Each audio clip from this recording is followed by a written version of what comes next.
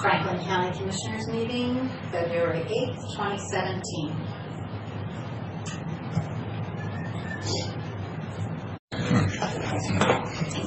Good morning. It is 9 o'clock and we're here for a regular Wednesday board meeting for February 8th.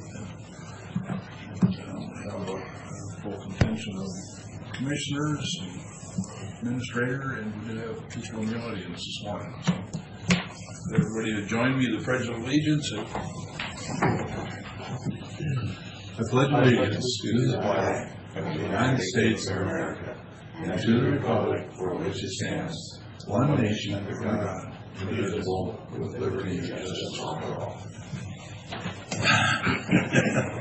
You got your wish on that green folder there, it looks like. Looks like it. There you go. Even I can see that. It's the money folder. With that, Kyle, please, would you come up and join us?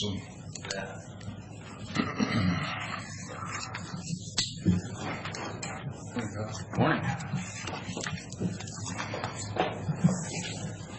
Good morning. Good morning. Share some insight on mental health services. Sure. I think specifically we're here to talk about the proposed. I'm here to specifically talk about the proposed contract with Leon Evans for consultation services. And there had been, as I was here last week and talked about, there had been some concerns posed on his behalf regarding some of the language within the contract, primarily centered around professional liability. I think he was comfortable with general liability, but there were concerns that came up with professional liability. And by that you mean the insurance, not the actual liability. Correct. Auto liability, cyber liability, workers' compensation, and then he identified others, but he didn't specifically say what the other concerns were, and he didn't communicate that with me after receiving this email. We'd spoken a couple of times. I was in Benton County at the board meeting yesterday, and for the purpose of talking about this, and there had been some discussion by the board. Concerns from Benton County's risk manager came up around primarily around workers' comp, and if he were on county property, if he had were to injure himself, what liability there would be for the county. There had been some discussion amongst the board members, and what they ultimately decided was that they didn't feel like if Mr. Evans wasn't interested in seeking what their requirements were for the contract, that they thought that it would be best to withdraw from the planned consultation services. So was the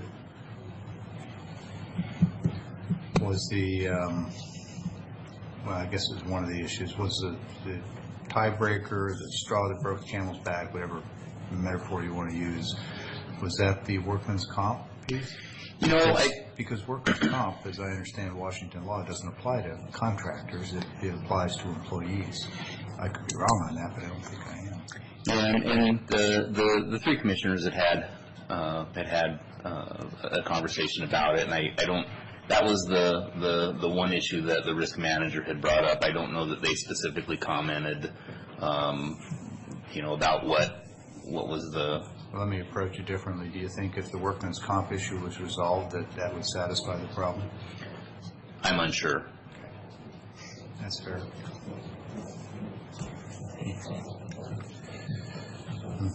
Well, it seems like to me you probably need to talk to, and any of us can, actually, but I think you're the one to talk to Leon and exactly see where the problem is. And have you tried to attempt to get in with him and he just hasn't returned?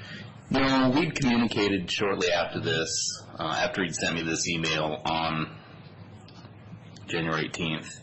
And I'd expressed that, that I was disappointed, but that, and at that point he'd indicated that he was withdrawing from consideration. I'd indicated to him that I was disappointed in that, and that I would discuss this with both boards, and see if there was a way to resolve the issue, and he had responded back saying that he would be interested in listening or conversing after I met with the boards.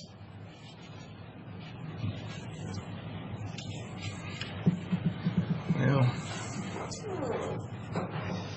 Keith, do we have any input from our risk manager about the workman's comp? I was just going to ask if Tim wouldn't mind coming up and shedding some input. Morning, Ken. Good morning. I said Ken, but Yeah. I know who you're talking about. The specific question as to application of workers' comp to contractors, I don't know the answer to that off the top of my head. You know, I know why each of these bits of insurance have been included in the contract. And, you know, I could go into that, but I would have to get back to the board on whether or not it applies to him. I'm under the impression it would apply to him and to any. why are you under that impression? That's just been my understanding of how the law works, but if there's an exception for independent contractors, I'm not aware of it. That doesn't mean that it doesn't exist. That's just something that I don't know the answer to off the top of my My head. understanding is the employer is responsible for providing that, and in this case, if he's self-employed, it seems like it would be his responsibility. and I have to agree with Commissioner Peck. As an agriculture person hiring a lot of contract labor, I never had the same, you know, but this may be different, and we got to make sure. But I totally agree with what Commissioner Peck saying. Well, and just to be clear, I'm not saying I know that to be true. I'm Right. just saying that's my understanding. Well, that's why you have an attorney to answer those questions for you. And I'm happy to look into it. I wish I had the answer, this morning, but I don't.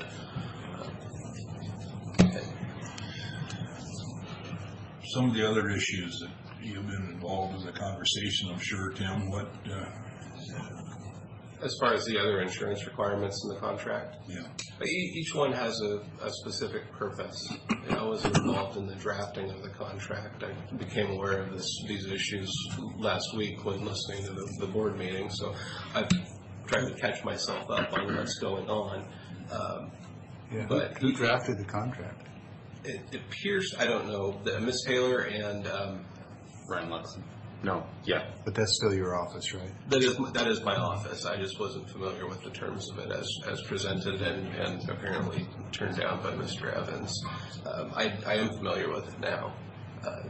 But if you want me to address each piece of each insurance requirement, or are there specific ones you want me to speak to?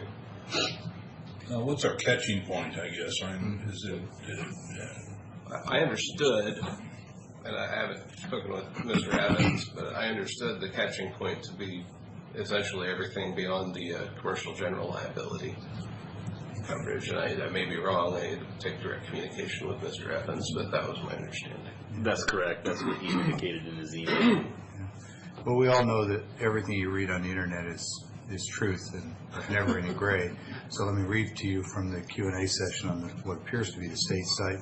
Quote, independent contractors are not eligible for workers' compensation coverage, et cetera, et cetera. So you may want to follow up and just check that out. I sure will. With regard to the professional liability insurance, that's there to guard us in the event that as a professional he comes in, he analyzes what we do, gives us recommendations, we follow them, and a year on down the road we discover that there was some significant error that leads to liability on our part. That transfers, the professional liability transfers the risk from the county to him. You'll notice the language in there that extends, I think it's called a tail coverage. It extends for 3 years past the service. That is to catch anything that we wouldn't discover it right off the bat. So that's the purpose of the professional liability insurance. Workers' comp, we know what workers' comp issues are. Whether or not that applies to him as an independent contractor is the question that I have to answer. I'm under the impression that he's not bringing any employees or people to work with him, so that's not an issue. And certainly if he got injured on our property, it would be likely be a claim just like anyone else, so. Right, unless the workers' comp applied to him, in which case it would be covered by that. We talked about the commercial general. Point being, though, that absent workers' comp, there's still insurance in place. It's called a risk pool. Right. Okay. I think we all agree that commercial general liability is what's used to cover any acts of his negligence during the work that he's conducting, and that again transfers the risk to him and his insurance company rather than us and ours. Automobile liability, that is simply in the event that he gets up in the morning to come do his job here, gets in an auto accident and decides to sue us, saying, yeah, but for the county, I wouldn't have been on the road in these icy conditions going to wherever I was going and been injured and maimed, and the county's liable. That's the nature of that protection and risk transfer. Then the cyber liability is really kind of the one that stuck out in my head. What cyber liability is designed to protect against is transmittal or disclosure of protected HIPAA-type personal private information through an email or use of some type of computer device. The county has cyber liability coverage through the risk pool that obviously covers breaches that we may have, and what that does is essentially comes in and rights the wrong and fixes the fire. This would apply if he was bringing his own materials, using our database, using our servers, potentially accessing our system that might allow him to inadvertently or intentionally compromise privacy of individuals. So that would be the risk transfer that would, the insurance company would then bring people in to fix that, right the wrongs. That's the nature of that request. Now, it's personally, depending on the nature of the work and what type of equipment he's going to be using, what type of records he's going to be accessing, cyber liability may be irrelevant to what he's doing. I just, I see the scope of the work he's doing, an in-depth evaluation of our current system and our plans to transition and change, and making recommendations on how to appropriately do that. Yeah, it's not providing counseling services or reviewing case history, so I would be shocked if that was relevant. But I wouldn't think that he'd be accessing our database and our networks, but that's what that coverage is there for. So each one of these has a purpose, and each one of these is a risk transfer tool or a risk management tool. Thus the recommendations from Benton County's risk manager. I agree that each one of these is a good idea, but the evaluation of whether or not these are requirements that would prohibit the board from engaging in this contract is a decision that the board has to make based upon its understanding of our liabilities, appetite for risk. It's that evaluation that we can't do for you. We can simply present you with these mechanisms to protect the county. And so if you have other questions, I'm happy to try and answer them, but that's my understanding of each one, and I will get back to each of you and to Keith and Kyle today on the issue of workers' comp and whether or not that applies. in the interest of resolution, because this just keeps dragging on, it's not necessarily anybody's fault, it's the nature of it, but I don't recall us having these discussions with other professional service contracts that we've been through. Maybe we have, or maybe those providers have simply provided those insurance certificates. But it does seem, Kyle, that unless you have a clear picture of what Benton County's threshold is, it's almost academic for us to have the discussion, because we can come to a point where we're comfortable with it, but if they're not, then we don't move forward. So having said that, I think it'd be really important for you to try and ascertain from each board what is our threshold, what are we willing to move forward on. So we'll have that discussion here in a second, but perhaps you can help us by finding out from Benton County what their standard is. I can certainly verify that with them. When I left the board meeting yesterday, I felt like, again, there was a discussion about these separate issues. There wasn't I'd be okay if we waive that one, or I'd want to stick on this one. The one. So is it fair to say your impression when you left was that unless all these coverages are provided, they're not interested? That would be. Okay. That's how I feel. That's what I'm looking for. Yeah. Where they're at. Well, one of the commissioners stated that you guys can go ahead and do it. We just aren't. Now, financially and everything, it's not that much. I think we got money from Greater Behavior or wherever that covers that anyway. But I think if we decided we could, I still think we could bring this man here to do this work. I'm just like with Commissioner Peck again, though, on this fact of how many times do we do this with all these other things? We got committees out there. We have things that people driving all the time. Are they all covered? We've never gone through this extreme on anything else. So it does puzzle me a little bit why all of a sudden so hard in this one. Same with Benton County.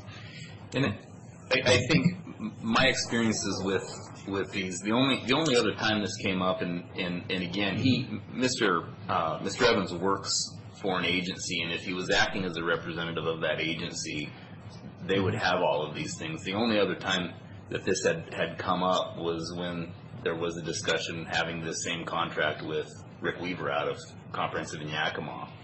And initially, he had planned on essentially doing the same thing that Mr. Evans was. It was going to be, he was going to take, a week or 2 weeks or whatever off from his employer and act independently.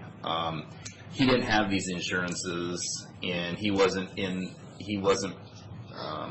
have a desire to go and purchase them. And so when we redid the proposed contract, it was with Comprehensive so that he could have access to their coverages. Rick Weaver, so he is covered, even though he would take a week or two off to come supervise. Were you talking about Leon at that time? No, he was saying that if Mr. Weaver from Yakima did it independently, we'd have the same issue. And he agreed subsequently to run it through their company so that he would have the necessary insurance. Is that right? Yeah. Correct. Okay. I think that's typically why we don't have this problem, is that because of the unique nature of Mr. Evans. His purpose in being here would be as a expert, Right. as a result of his work with NACO, that he's kind of done this analysis around the company, but he does not operate as an independent consultant. Doesn't have his own side business set up to do this, as some others might. So that's why it's kind of a bit of a unique question around insurance requirements. Kyle, is there no opportunity to hire him through NACO or through some other parent organization, presumably the way he's done it elsewhere? I didn't ask him about that. I know he specifically told me that he would be taking, when he came, if we continued on with this, he would be taking vacation time from his employer, and he would be doing this on his own. Okay. I can certainly ask him about that. Well, yeah, maybe there's space for a contract with his employer to say we'd like to cover all of his costs and whatever else to have him come help us out for a short period of time. I'm not sure what it would take to make that worthwhile for them or to induce them to let him go, but if they're willing to have him be gone on vacation time, then if it's compensated back to them, perhaps they wouldn't be opposed to him leaving on company time. But they may have the same insurance issues. So. Yeah, different state. All our personal service agreements have that much coverage requirements? We have, in Franklin County, a personal services agreement or professional services agreement that was prepared by Mr. Burhold in consultation with the risk pool, which is considered an adequate contract with adequate insurance coverage. It's kind of a minimum, but it's the terms that we need to avoid having to go through the legal review process. It's a one-size-fits-all, hopefully, contract. Do you have any sense of what this package of insurance would likely cost for this type of work?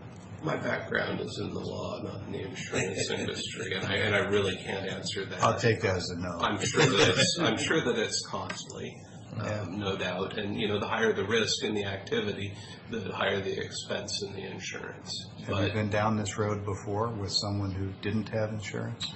I've been down it dealing with other county departments and folks that are not inclined to provide the requested coverage. Yeah.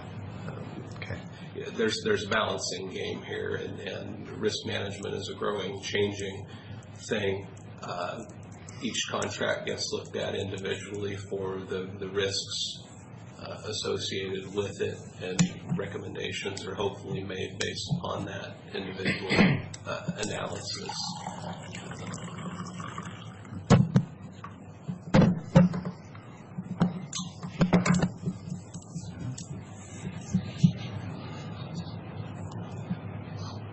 What's our other options?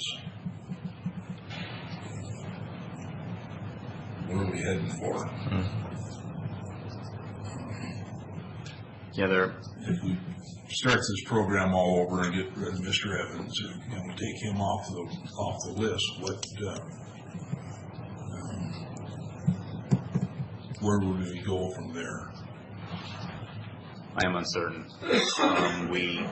For the last, I don't know, almost a year, the only two names that had come up were Rick Weaver and then Mr. Evans. I'm not sure why, this Texas Bear County group that we're talking to, they have other people in there. One of them's Gonzalez, Robert Gonzalez, and he is, actually, Leon hired him, and he works there. It might be worthwhile to check and see if any of those guys can go under their firm and come over there. Maybe Leon's just doing something on the side for extra money and doesn't want to get involved. I don't know, but I think we can check into that. I think there's some things maybe we can talk to those guys about and see if there's somebody they can send, if agreeable between the counties. In fact, that Roberto Gonzalez was one of them that was pretty good. I even thought about him over Leon at first when we brought that Leon up. But there's possibly some other areas we can look at. And you're right, though. That's a good question. What are we going to do? Because we've already decided that Rick Weaver is probably not the best person to have for his tie-in on the board with Greater Behavioral Health, or BOH now, whatever you call it. But we're back at that.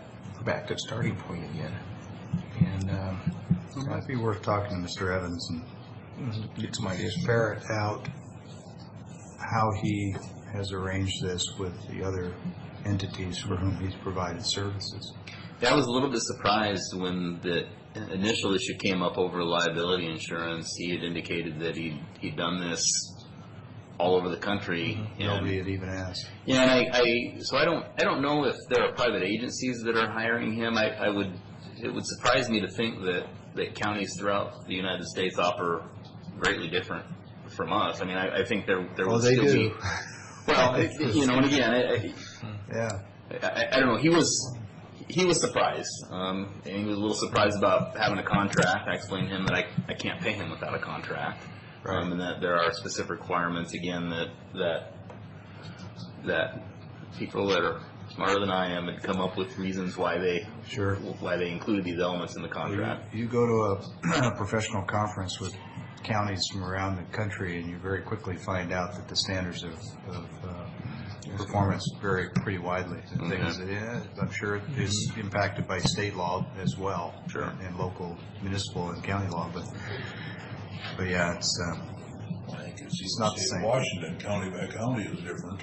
Absolutely. Sure enough. Anyway, it seems to me like going forward, the most productive thing we can do at this point is if you wouldn't mind getting a hold of Mr. Weaver and, one, confirm whether or not he is or Evans. is not willing to, Mr. Evans, I'm sorry, thank you, good correction. Find out whether or not he is or is not available to get these insurance policies. Two, if he's reluctant, investigate whether or not he's willing to get them if we were to cover the cost of those policies. Okay, because I don't think the fee that he's proposed is excessive, and if it were a modest additional cost to include the cost of those policies, I suspect there might be support on both sides of the river for doing that. And then third, if it turns out that neither of those bring you to a quick solution, then maybe investigate what he's done at other locations in the country and see if there isn't a vehicle that we have perhaps overlooked, a vehicle or a mechanism for doing this. For example, maybe there's some other entity in the community that has a mutual interest and they hire them instead of the county, and then the county funds that effort.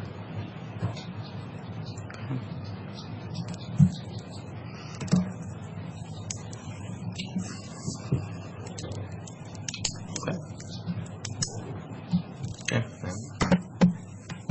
Any other thoughts?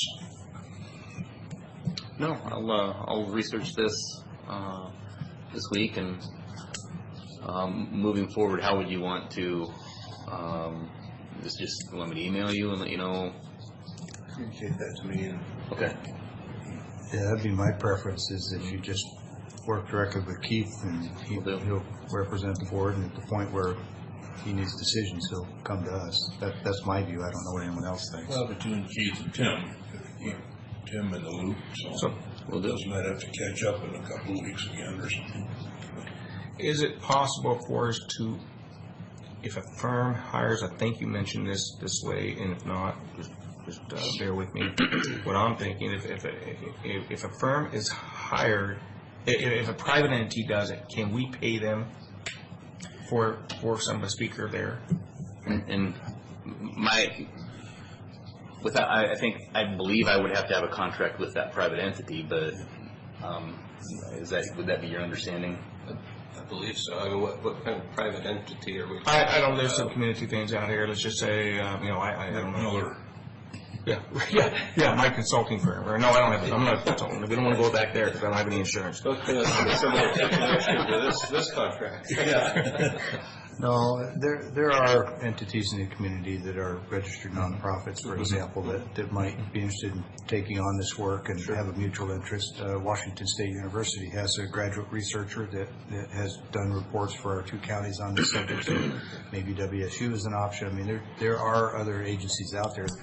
My guess is they likely have similar insurance requirements, but perhaps not. And Take a look at anything if that's what the board wants. Sure. Just off the top of my head. So we're just a pass-through, basically. I'm sorry. We'll just be a pass-through, basically. Well, we could retain, I'll just give you a hypothetical, if we were to retain a local registered nonprofit that worked in community health services or some related field, and they had a shared interest in this, we could have them bring him in, do the study, do the research for them, and we would agree to fund it if they would share what they learn.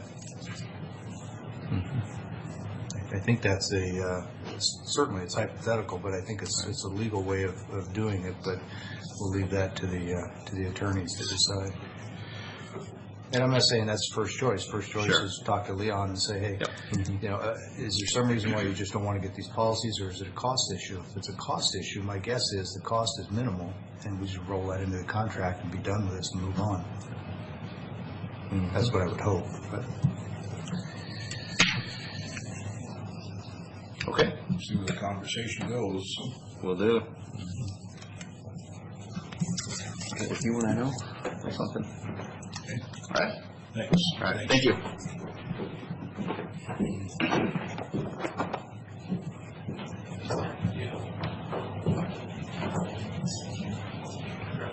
All right. Point of the meeting was public comment. Do we have anybody that's interested in commenting at this time? Okay. With that, we'll go on to office business, approval of vouchers.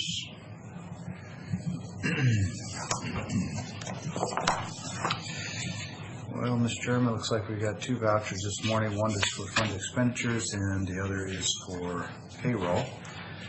So move for approval of fund expenditures in a total amount of $633,110.73 as detailed in the paperwork provided by the auditor's office. Second? All in favor? Aye. Opposed?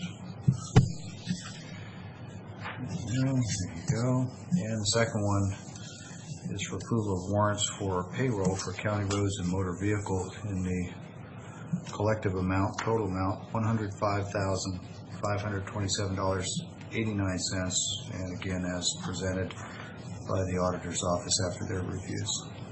Second? All in favor? Aye. Aye. Okay, bills are paid. We'll move on to the consent agenda, and I think, what I see, we have 7 items today on the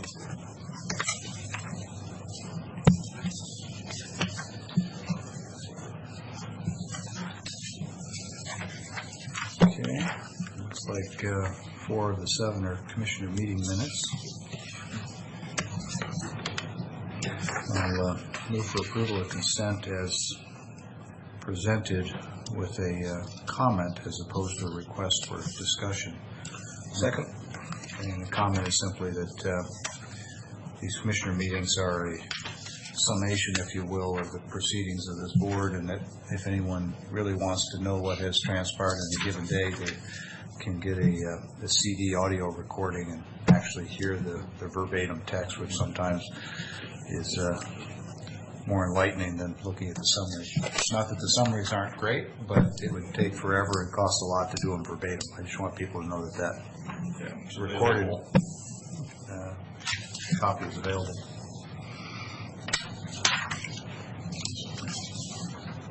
That was the only comment. second. All in favor? Aye.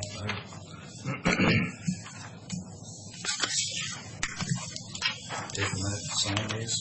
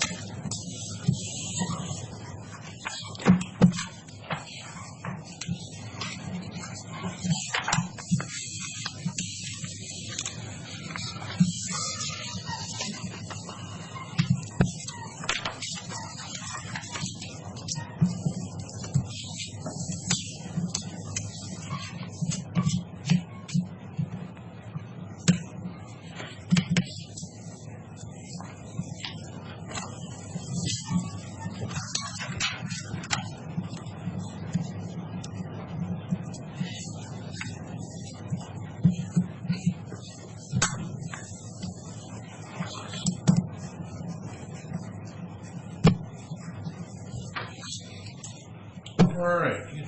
Keith, what do you have for us today, please? A lot. First was just a question.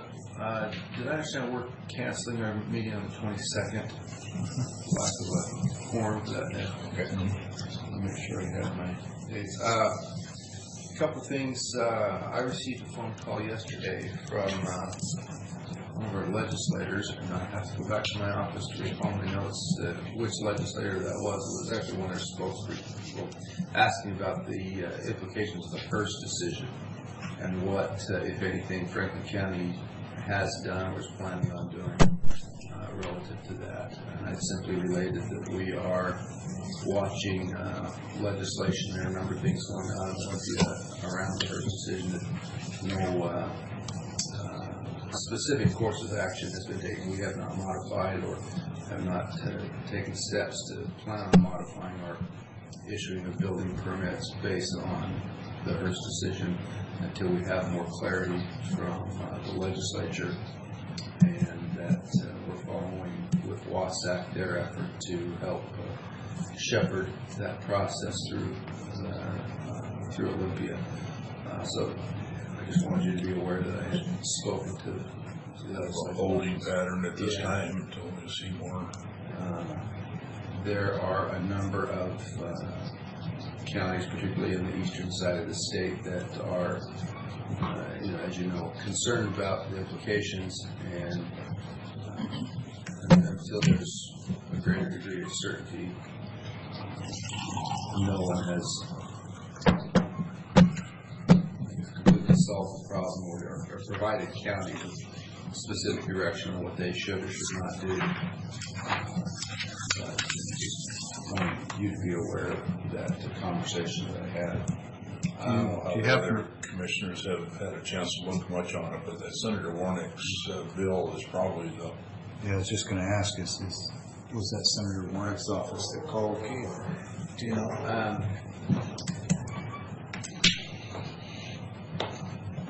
From Walla Walla? Where's No, Maureen Walsh is Senator Walsh from Walla Walla. Senator Walsh's office? Oh, okay. Yeah, it was her spokesman that, and essentially she's getting ready to draft or write a guest opinion or editorial piece.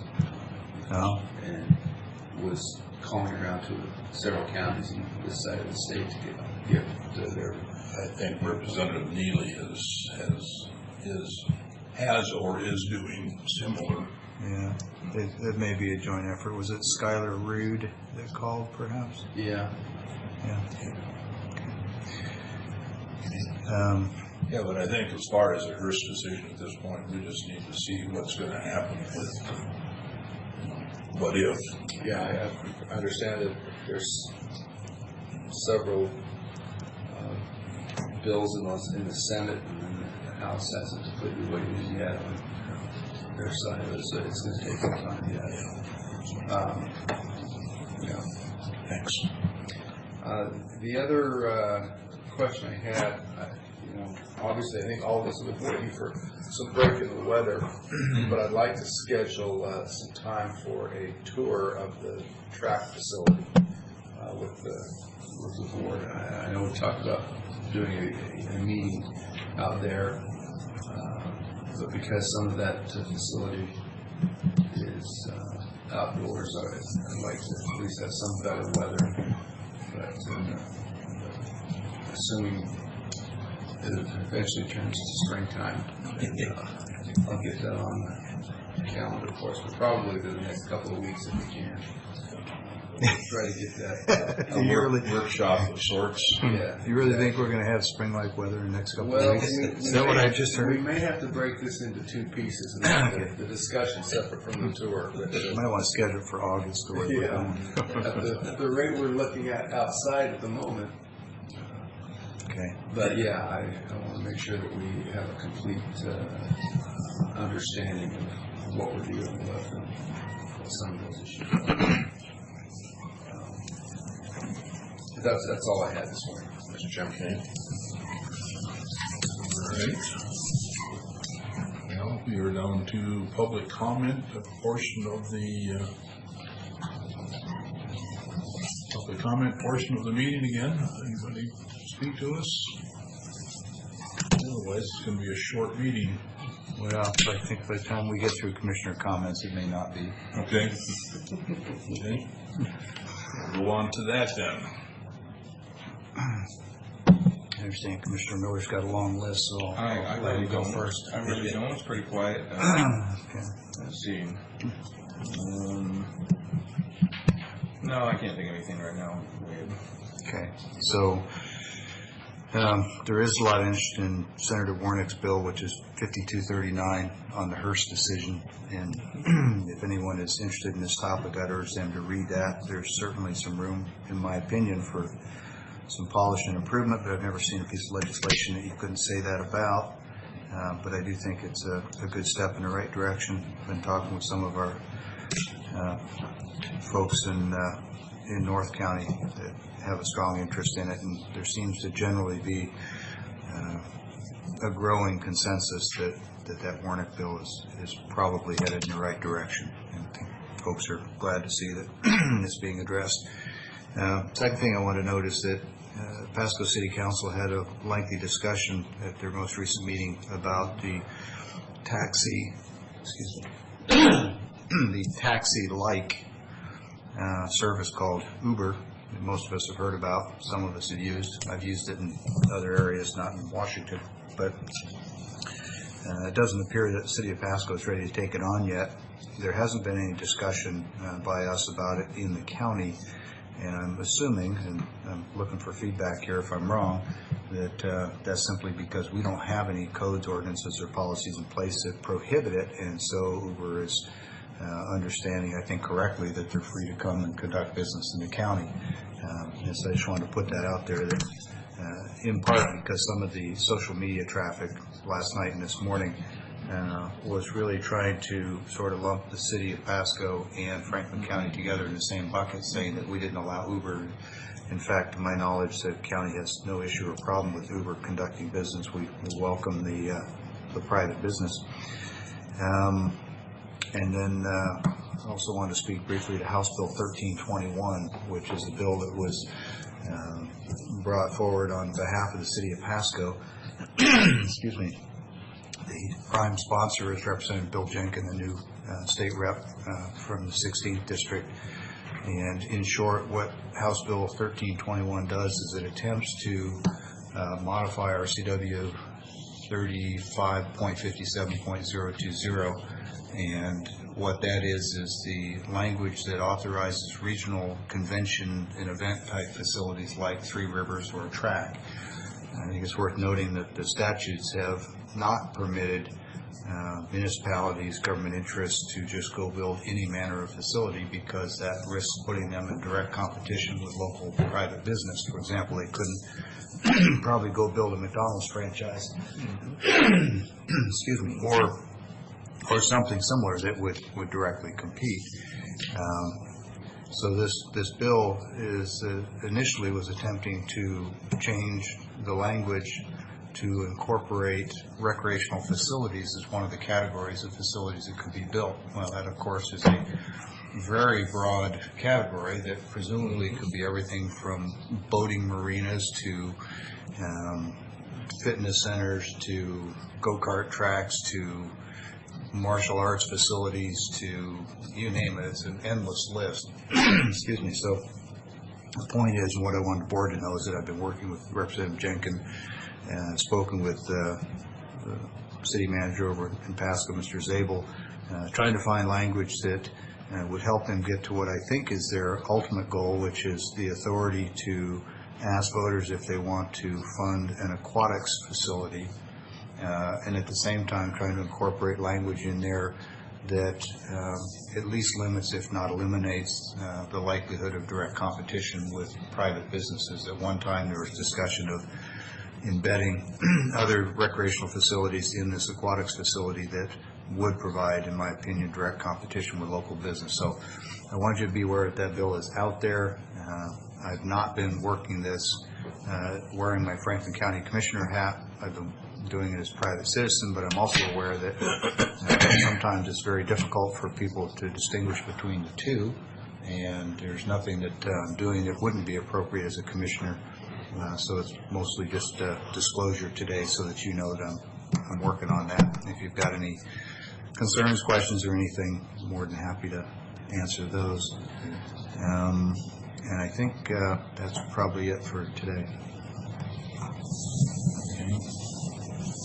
And it's the only other thing that I can think of quick when we're talking about Olympia, for instance. And you had mentioned once, Brad, about going over there. We got a health board meeting next Wednesday, and they're concerned that we won't have a quorum if too many people are going to Olympia. I'm pretty certain they're not going to have a quorum because I believe that's the day that the Tri-City Chamber is doing their legislative trip to Olympia. Isn't it now? I thought it was this week, but I couldn't. Is that this I'm week? pretty sure it was. I had it down for next week, but certainly I could be think we're wrong. going over today, I think. Well, that's what my understanding was. Nope, it isn't next week. Law enforcement, that's what I thought. Okay, Okay. Yeah. okay. Mr. Santa's over there this week for law enforcement. I think next week is the Well, Tri-City okay, Chamber. Jason will put out or Janae will put out a flyer and see if there's a quorum next week or not. Yeah. Jerome was saying, I was at, we had an exec meeting at Health Board yesterday, and Yeah. Jerome was indicating that he had planned on not being there next Wednesday, so. Yeah. Well, That makes sense. I think it's great that the chamber organizes that trip. I think it's great that the legislators over there take time to go and talk to them. However, having said that, having participated in those in the past, just the nature of it doesn't really make it feasible to have any significant amount of detailed discussion with anybody on it. It's pretty high level, and I have found through experience that I think the county's better served if I go spend a couple days knocking on doors independently than sitting in a large group listening to briefings of a generic type. So I hope I said that. Totally correctly. agree. I've been there a couple of times myself. Okay, well, you agree, so we'll both be in trouble if somebody takes offense to that. Yeah. Yeah. So, Okay, anyway, other than that, I have nothing else either. Good of the board, so if anything else, we are adjourned. Thank you.